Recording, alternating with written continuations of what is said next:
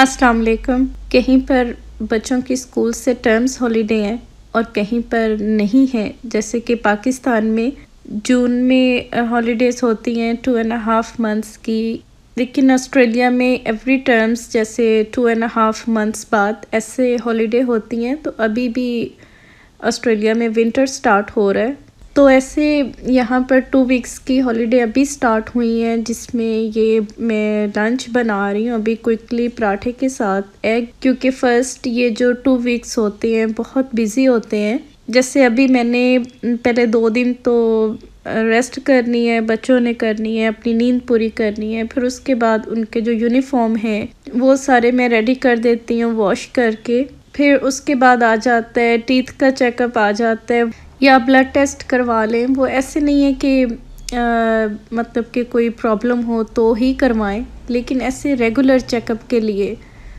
ये है यखनी चिकन की, जिसमें कि प्याज, लहसुन, अदरक, सौंफ, लेमन के स्लाइस, करी लीव्स और थोड़ा सा नमक, साबुत मसाले, बड़ी अच्छी ऐसे यखनी बन जाती है।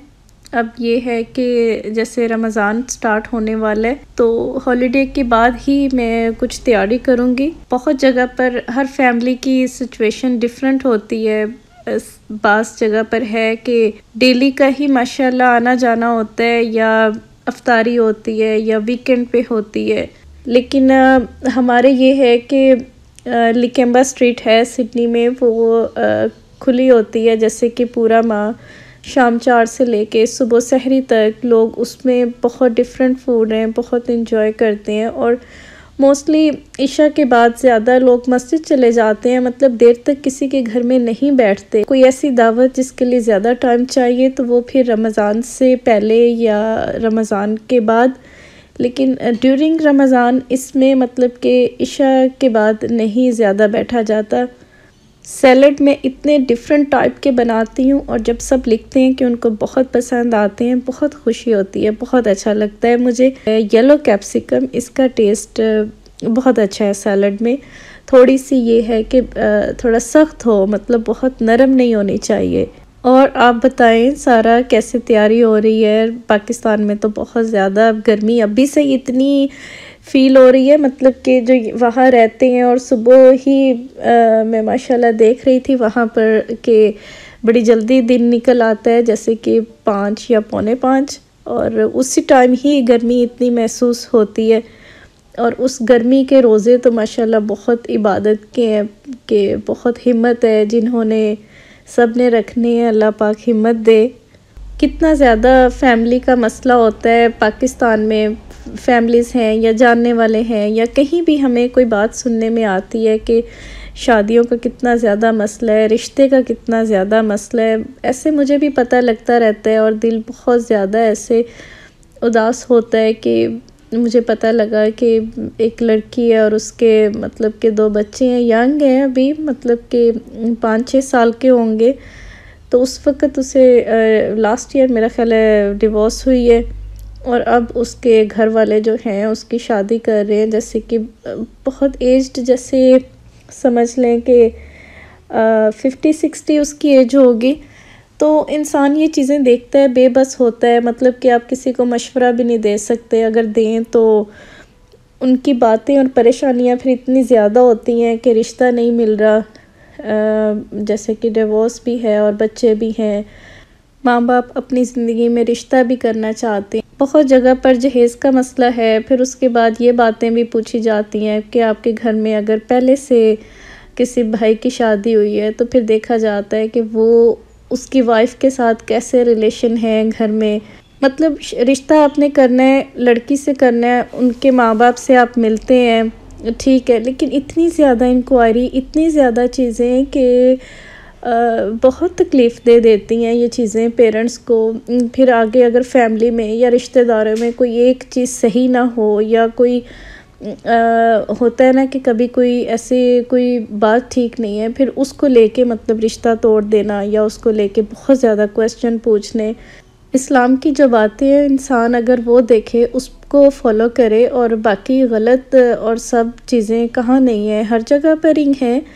और ये क्या गारंटी होती है कि रिश्ता करने के बाद मतलब कि क्या चीज़ें सही रहेंगी और जो लड़के वाले करते हैं क्या उनमें सही होंगी। हर जगह पर ही मतलब कि बहुत तरह के मसले हैं। बस ये है कि आप यहाँ बैठे होते हैं ना, तो जब आपको बेशक आप पाकिस्तान में रोज़ नहीं जा रहे या नहीं देख रहे, पर एक कनेक्शन तो है।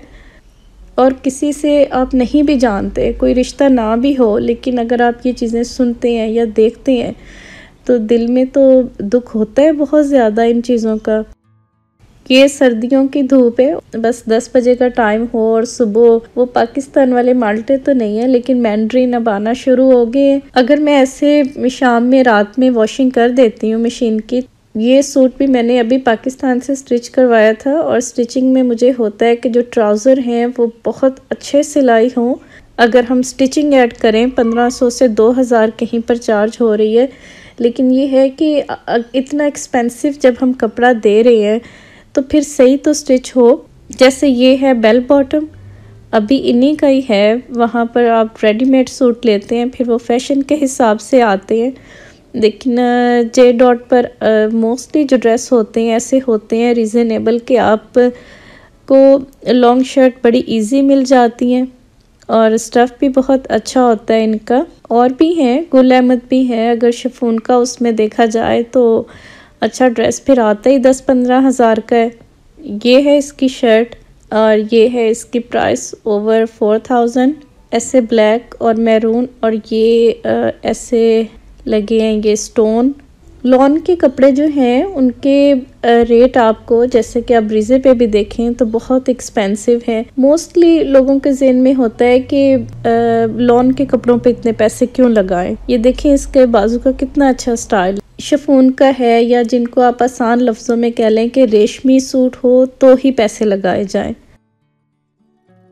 लेकिन मोस्टली हम कॉटन के कपड़ों में ज़्यादा कंफर्टेबल होकर रहते हैं। और अगर विंटर का जैसे कि सीज़न होता है 2-3 माह का, और ऐसे ही समर का तो ज़्यादा होता है, मतलब कि ज़्यादा टाइम होता है, और उसमें भी आपको ज़ाहिर सी बात है कि एक अच्छा सूट चाहिए जिस पे कि आप कोई जर्सी नहीं पहन रहे, कोई कवर नहीं कर रहे, मतलब कि सिर्फ 3 पीस सूट ही आपने पहनना है।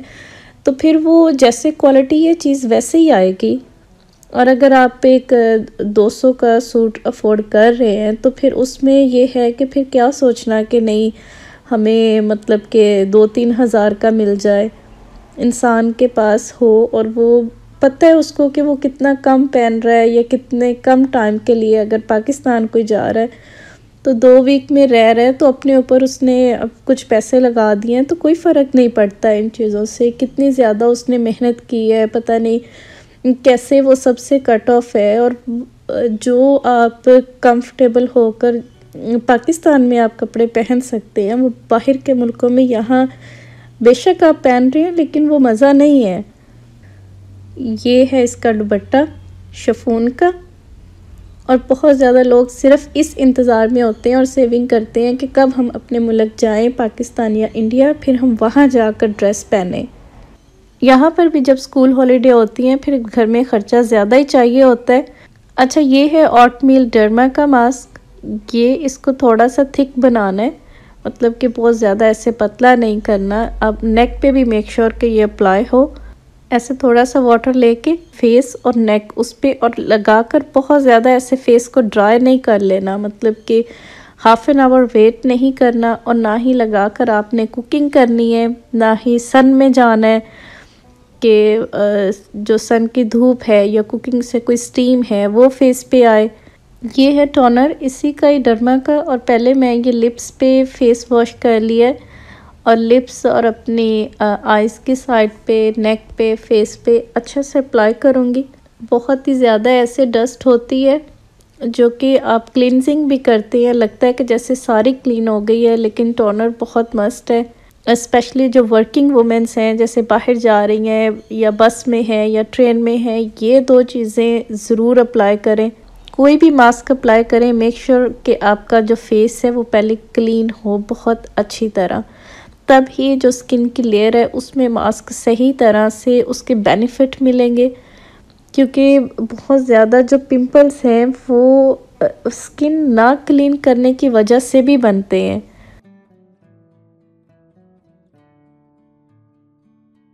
मास्क लगाकर कुछ टाइम के लिए अपने ज़हन को ये है कि बाकी सब जो सोच फ़िक्रें, जो टेंशनें, जो हालात हैं, एटलीस्ट जब आप मास्क लगा रहे हैं फिर आप 10 मिनट के लिए उन चीज़ों से आप दूर हो जाएं। आसान नहीं है करना, लेकिन हर वक्त इन चीज़ों में रहना इंसान बीमार हो जाता है।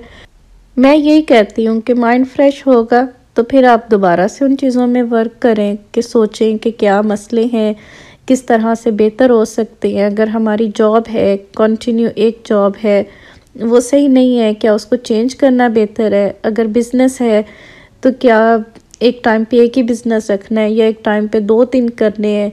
मतलब फ्रेश माइंड होगा तभी आप अपने दिमाग से काम ले सकते हैं। ये इसका मैं अब चाहूँगी, ये सिटी इनकी भी क्रीम बहुत अच्छी है। ये मैंने अप्लाई की है। इसका जो मॉइस्चराइज़र है जितना थिक होता है फेस के लिए, जैसे आप ओवर 30 में जाते हैं तो स्किन को डीप मॉइस्चराइज़र की ज़रूरत होती है। तो मैं अब ये है कि इनको टाइम देती हूँ, रिलैक्स होकर चीज़ें देखती हूँ, जो चीज़ें नहीं चाहिए मुझे। ये फेयर लवली मुझे जो मैंने वो ली थी पाकिस्तान से, बहुत अच्छी है। जब ननकाना साहब गए थे वहाँ की वीडियो है, तो वहाँ से ली थी, जो इंडियन शॉप्स हैं वहाँ पे। ये बाजू का स्टाइल में कह रही थी ऐसे। ये लोशन वैसलीन का न्यू आया है, ये वाइट में। विंटर या समर दोनों में ही अप्लाई करना चाहिए। स्किन जो है वो वेदर से बहुत ज़्यादा उसका असर पड़ता है।